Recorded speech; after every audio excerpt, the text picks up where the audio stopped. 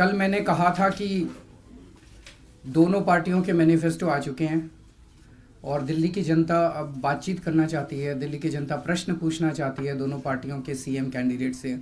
तो भारतीय जनता पार्टी अपना CM candidate declare करे ताकि दोनों पार्टी के नेताओं के बीच में बहस हो सके। मैं बहस करने के लिए तैयार हूँ, हर मुद्दे पे बहस करने के लिए तैयार हूँ, लेकिन भारतीय जनता पार्टी ने अपना सीएम कैंडिडेट डिक्लेयर नहीं किया। इससे साफ जाहिर है कि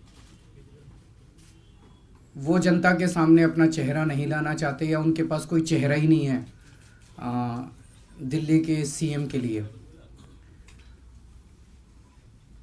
ये बड़े दुख की बात है। जनतंत्र के अंदर जनता का अधिकार होता है ये तय करने का कि कौन सीएम बनेगा और कौन सीएम नहीं बनेगा। जैसे मैं हर जगह जहां भी जा रहा हूं मैं कहता हूं भाई आपका एक एक वोट सीधे मेरे पास आएगा। दिल्ली की जनता जो भी वोट दे रही है वो कैंडिडेट को वोट नहीं दे रही है, वो अरविंद केजरीवाल को सीएम बनाने के लिए वोट दे रही है, कैंडिडेट बीच में जो भी हो। लेकिन दिल्ली की जनता जानना चाहती है कि बीजेपी को जो वोट दे रही है वो किसके पास जाएगा। तो अगर वो सीएम कैंडिडेट नहीं बना रहे हैं तो इसका मतलब वो वोट गड्ढे में जाएगा, वो वोट किसी को नहीं पता कहां जाएगा, वो वोट बेकार हो जाएगा। बीजेपी को पड़ा हुआ एक एक वोट बेकार हो जाएगा, किसी को पता नहीं किसके पास जाएगा। अमित शाह जी का ये कहना है कि वोट मेरे को दो और मैं सीएम बनाऊंगा, मैं डिसाइड करूंगा कौन सीएम बनेगा। तो आपने अगर किसी ऐरे गहरे नत्थु गहरे को बना दिया सीएम, जिसको कोई पता नहीं हो, किसी अनपढ़ आदमी को सीएम बना दिया, तो दिल्ली की जनता के साथ तो धोखा हो जाएगा। ऐसे कैसे आपको ब्लैंक चेक लिख के दे दे दिल्ली की जनता? दिल्ली की जनता कोई बेवकूफ थोड़ी है।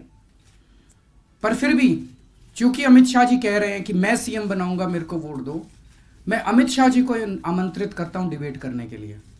अमित शाह जी आए, डिबेट करें, जहां कहेंगे जब कहेंगे मैं उनके साथ हर मुद्दे के ऊपर डिबेट करने को तैयार हूं। दिल्ली की जनता के सारे और हर चीज पे डिबेट होगा, जो वो कहेंगे उसके ऊपर डिबेट होगा। अमित शाह जी आके बताएं, दिल्ली की जनता के पास बहुत सारे सवाल हैं। दिल्ली की जनता जानना चाहती है। आप कह रहे हो कि हमने 370 किया, हमने राम मंदिर किया, इसलिए हमको वोट दो। उसके लिए तो आपको वोट दे दिया केंद्र सरकार के अंदर। अब दिल्ली के लिए आपने क्या किया ये बताओ ना। 5 साल में, पिछले 5 साल में दिल्ली के लिए आप लोगों ने क्या किया ये बताओ कि आपको दिल्ली के चुनाव में वोट क्यों दें। दिल्ली के लोग जानना चाहते हैं कि आप लोगों को फ्री सुविधाएं देने के खिलाफ क्यों हो, आप लोगों को फ्री सुविधाएं देने की खिलाफत क्यों कर रहे हो और आप इनको बंद क्यों करना चाहते हो। दिल्ली के लोग ये जानना चाहते हैं। दिल्ली के लोग देश के गृह मंत्री से यह जानना चाहते हैं कि आप शाहीन बाग की वो सड़क क्यों नहीं खुलवा रहे, आप उसके ऊपर गंदी राजनीति क्यों कर रहे हो। दिल्ली को लोग ये जानना चाहते हैं कि सारा देश देख रहा है, सारी दिल्ली देख रही है कि आपने केवल और केवल दिल्ली की सत्ता हथियाने के लिए वहां पे रह रहे लोगों का जीना हराम किया हुआ है। आप जानबूझ के वो सड़क नहीं खुलवा रहे क्योंकि आपको दिल्ली की सत्ता को हथियाना है। दिल्ली के लोग ये जानना चाहते हैं कि मेरे जैसे छोटे से आदमी को हराने के लिए आपने इतने सारे धुरंधर, इतनी सारी पार्टियां इकट्ठी क्यों कर ली। 200 एमपी, 10 मुख्यमंत्री और क्या 70 मंत्री, इतने सारे लोग आप लोगों ने क्यों इकट्ठे कर लिए एक छोटे से आदमी को हराने के लिए। दिल्ली के लोग ये जानना चाहते हैं कि आप ये बताइए कि दिल्ली का ये बेटा आतंकवादी कैसे है। आपके यहाँ से वो प्रकाश जावड़ेकर जी कह रहे हैं हमारे पास सबूत है। सबूत है तो जनता के सामने सबूत रखिए आतंकवादियों ने। दिल्ली की जनता ये जानना चाहती है कि नगर निगम के अंदर आपने 15 साल में क्या काम किया। आपने दिल्ली को कूड़ा कूड़ा क्यों बनाया। दिल्ली के अंदर चारों तरफ कूड़े के ढेर आपने क्यों लगाए। क्या भारतीय जनता पार्टी से दिल्ली का कूड़ा साफ नहीं होता। दिल्ली के लोग ये जानना चाहते हैं कि आपने नगर निगम के स्कूलों का क्या किया, आपने नगर निगम के अस्पतालों का क्या किया। हम लोगों ने 5 साल के अंदर दिल्ली के स्कूल अस्पताल ठीक कर दिए। आपने अपने पूरे कैरियर में पूरे देश में कितने स्कूल ठीक करे, कितने अस्पताल ठीक करे। दिल्ली की जनता ये जानना चाहती है। और दिल्ली की जनता ये जानना चाहती है कि चलिए आप एक कैंडिडेट मत बताइए, लाइकली कैंडिडेट्स कौन कौन से हैं सीएम के। विजय गोयल जी टक्कर में हैं, मनोज तिवारी टक्कर में हैं, हरदीप पुरी, हर्षवर्धन साहब, स्मृति ईरानी। कौन बन सकता है? जनता मतलब कौन से चेहरे अपने सामने रखे जब वो वोट देने के लिए जाए। तो दिल्ली की जनता के मन में बहुत सारे प्रश्न हैं। दिल्ली की जनता ये सारे प्रश्न जानना चाहती है। खुले मैदान के अंदर डिबेट हो, एक एंकर आपका, एक एंकर हमारा, और सामने दिल्ली की जनता। खुले मन से डिबेट होना चाहिए। बहस अच्छी चीज होती है जनतंत्र के अंदर, खुली बहस हो तो अच्छा है। और अब ये मत कहिए कि हमारा तो कोई कार्यकर्ता केजरीवाल के साथ डिबेट करने को तैयार है। ये तो एक तरह से मैदान छोड़ के भागने वाली बात है। और आइए डिबेट करते हैं, अच्छी बात है। आप कहते हो मेरे को वोट दो और मैं सीएम बनाऊंगा, तो फिर आके बहस भी कीजिए। मैं अमित शाह जी को खुले मन से ईमानदारी के साथ जनतंत्र को मजबूत करने के लिए, दिल्ली के लोगों के बीच में बहस करने के लिए आमंत्रित करता हूं। हमें 21वीं सदी के भारत का निर्माण करना है। हमें दुनिया से compete करना है। मेरा अपना ये मानना है, भारत दुनिया का सबसे अच्छा देश है। भारत के पास सब कुछ दिया है प्रकृति ने, पहाड़ दिए, नदियां दी, हमारे पास सारी किस्म की फसलें होती हैं, हमारे पास वन है, जंगल है, हमारे पास सारे मिनरल्स हैं, और हमारे पास दुनिया के सबसे इंटेलिजेंट लोग हैं। लेकिन हमारे सिस्टम खराब है, हमारी राजनीति खराब है। हमारा देश 21वीं सदी का तब तक नहीं बन सकता, हमारा देश तब तक तरक्की नहीं कर सकता।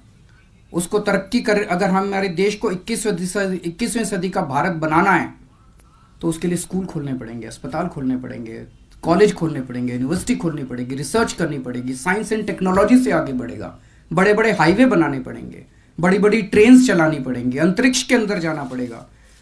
इससे भारत आगे बढ़ेगा। हिंदू मुसलमान करने से देश आगे नहीं बढ़ेगा। लेकिन आप ट्रैप में फंसे कि आपको हनुमान चालीसा पढ़ना पड़ा, तो क्या ये हनुमान चालीसा आपको भी पढ़ना चाहिए? पढ़ना सबको चाहिए। आप पढ़ते हैं? आप उस ट्रैप में पड़े क्या? आप पढ़ते हैं? आप पढ़ते हैं? अगर पढ़ेंगे थोड़ी मन को शांति मिलेगी। बीजेपी वालों को भी पढ़ना चाहिए, सबको। उनको अगर वो सब लोग हनुमान चालीसा पढ़ेंगे तो सबको मन की शांति मिलती है। उनके मन में जो इतनी गंदी गंदी भाषा आती है, अगर हनुमान चालीसा पढ़ो तो फिर वो गंदी भाषा नहीं आती। मुझे नहीं पता वो कौन सी पार्टी का है, किस पार्टी का क्या है। उसको कड़ी से कड़ी सजा दो।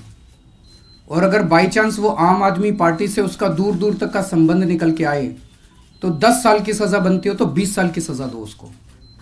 देश की सिक्योरिटी के साथ किसी किस्म का कॉम्प्रोमाइज नहीं होना चाहिए। और मैं उनको भी कहना चाहता हूं, गृह मंत्री साहब को, देश की सिक्योरिटी के साथ राजनीति मत कीजिए। चुनाव के 48 घंटे पहले जब आप अपने पुलिस वालों को आगे करके इस किस्म की प्रेस कॉन्फ्रेंस कराते हैं तो इस देश के लोग बेवकूफ नहीं है, वो समझते हैं कि आपकी नीयत क्या है।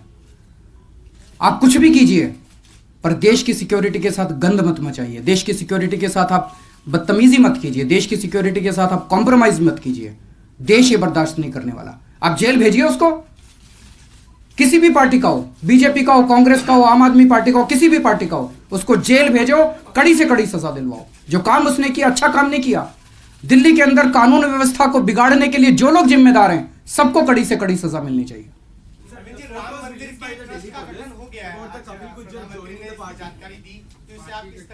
मैं बहुत बहुत स्वागत करता हूं इस निर्णय का, देश के लोगों को बधाई देता हूं, बहुत अच्छी बात है। हैं जी, देखिए कुछ लोग कह रहे हैं टाइमिंग, अच्छे काम को कोई टाइम नहीं होता, कभी भी अनाउंस करना चाहिए। और मैं उन्हें चाहता हूं आज भी खूब अनाउंसमेंट्स करें, कल भी खूब अनाउंसमेंट्स करें, कोई दिक्कत नहीं है।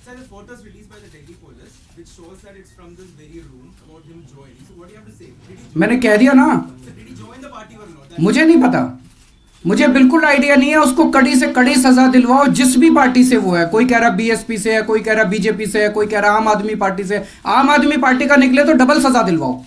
10 साल के कानून में लिखे हो तो 20 साल की दिलवाओ उसको। Why do I need to inquire? Police is inquiring.